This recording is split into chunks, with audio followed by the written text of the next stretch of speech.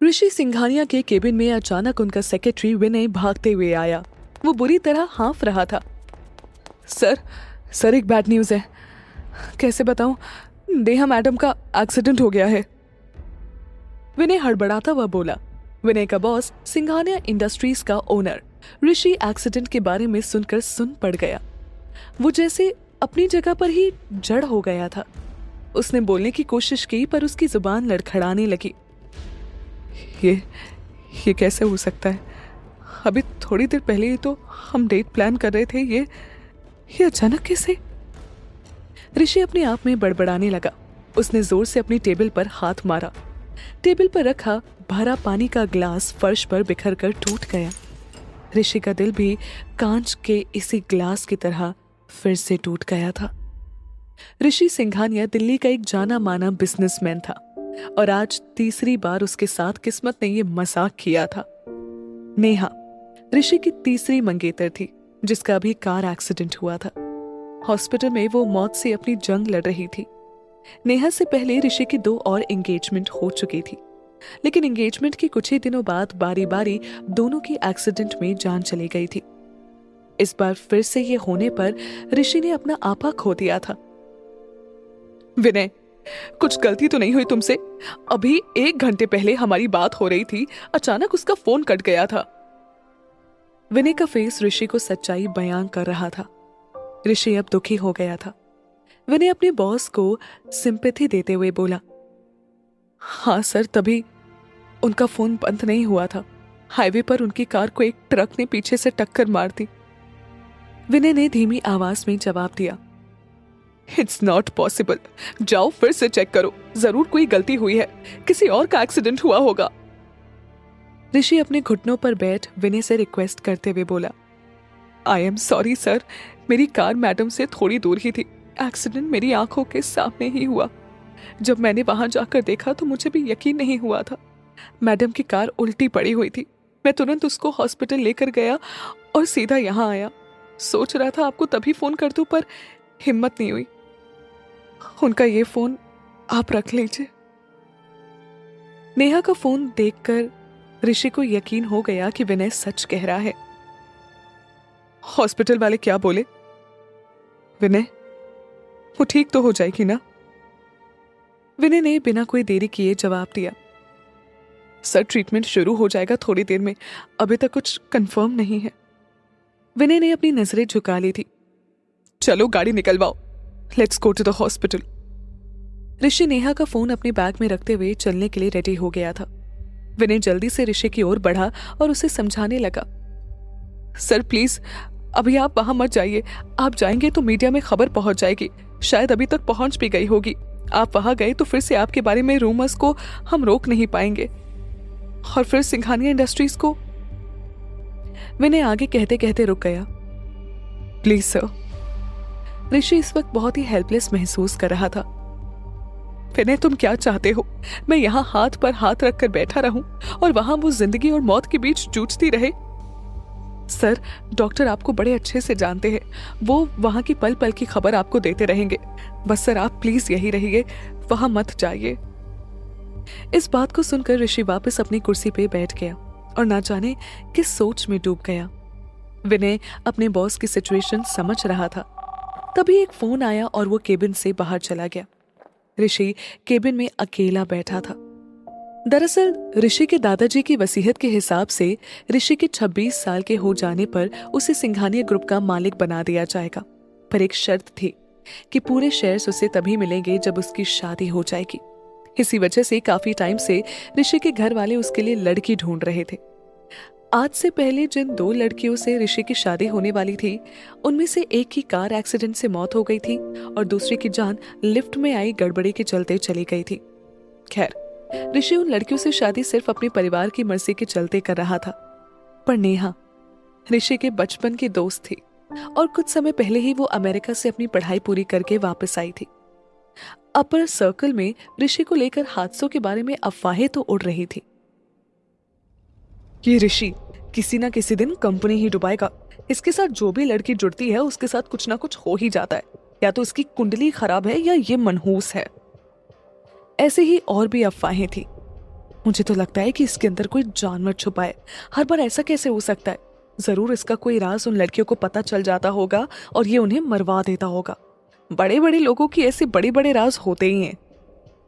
इन अफवाहों के बावजूद जिस लड़की ने इस बार ऋषि से शादी करने के लिए हाँ कहा था, उसे इनसे कोई फर्क नहीं पड़ा और अपने परिवार के मना करने के बावजूद भी वो ऋषि से शादी करने के लिए तैयार हो गई। कुछ समय साथ बिताने के बाद ऋषि से उसकी दोस्ती प्यार में बदल गई और सबको लगा कि अब सब ठीक हो गया है। पर आज फिर ये एक्सीडेंट।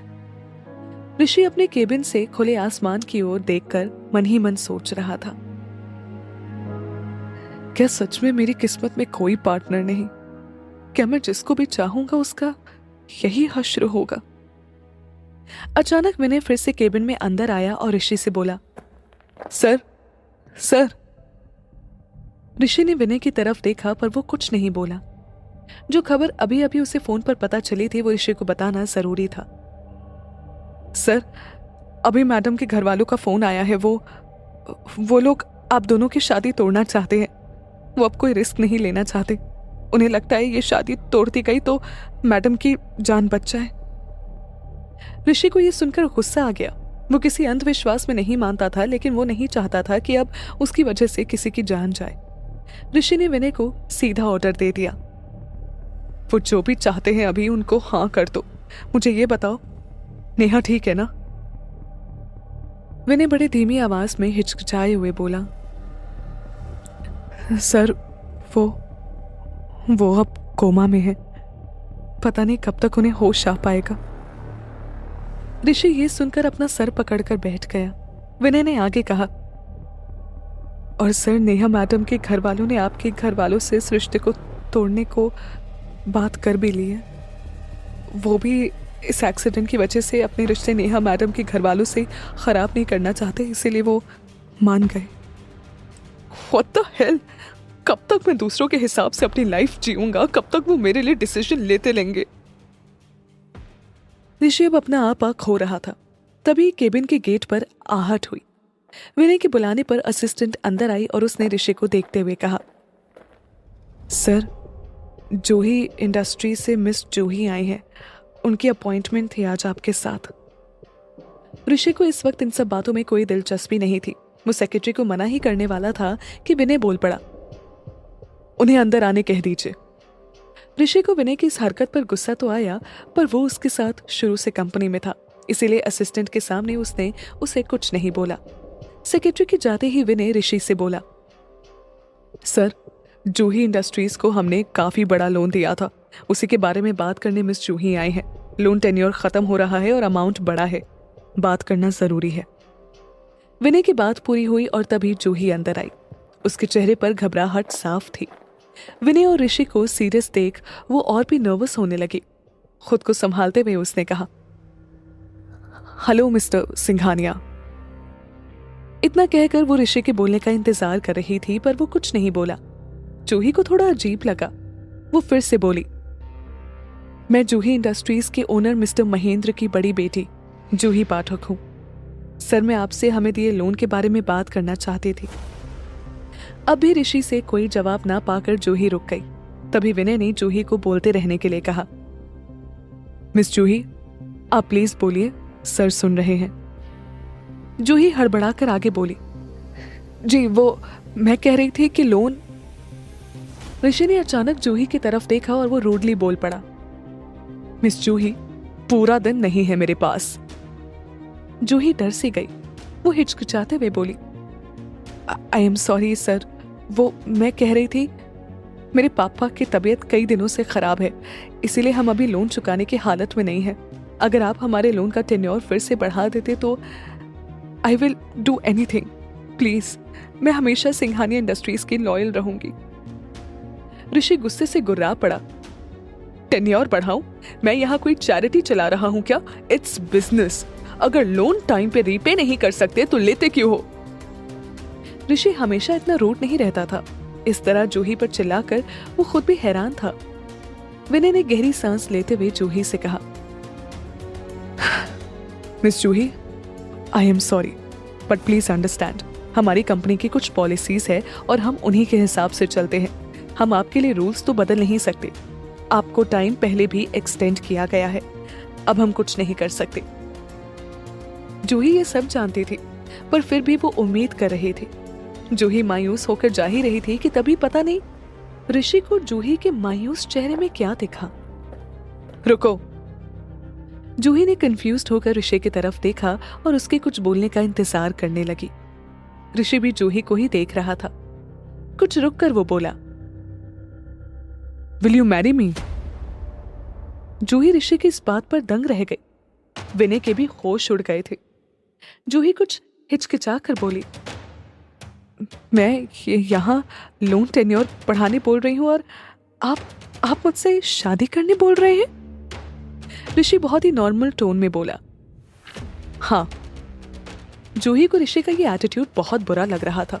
वो गुस्से से बोली, मिस्टर सिंघानिया, ये क्या कह रहे हैं आप मुझे जानते भी नहीं हैं। और विनय इस वक्त बस एक बार ऋषि को देखता तो दूसरे ही पल जूही को। वो समझने की कोशिश कर रहा था कि ये चल क्या रहा है। ऋषि हंस पड़ा, मानो जूही ने कोई मजाक किया हो। मिस जूही, बहुत जान लिया मैंने जिनको जानना था। मैं आपको सीधा ऑफर दे रहा हूं।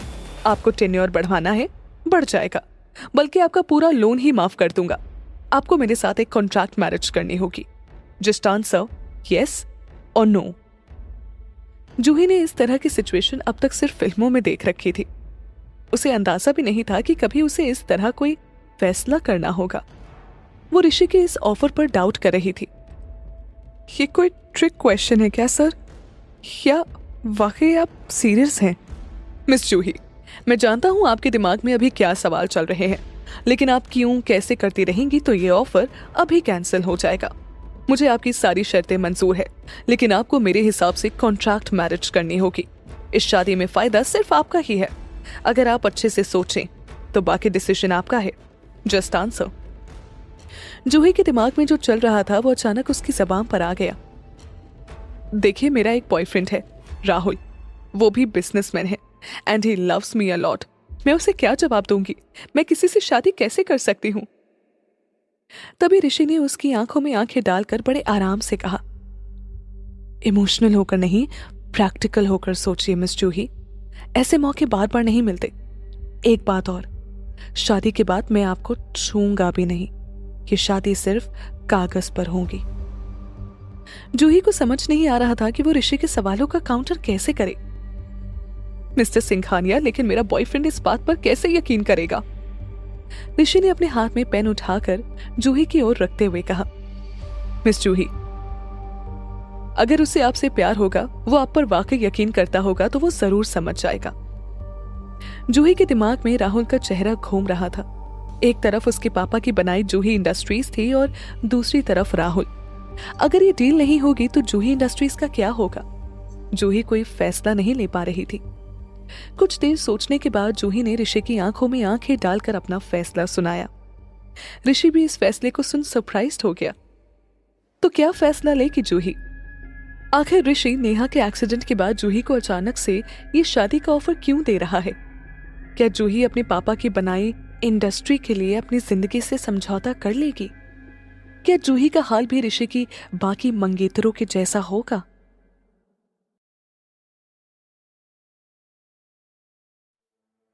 सिंघानिया इंडस्ट्रीज का ओनर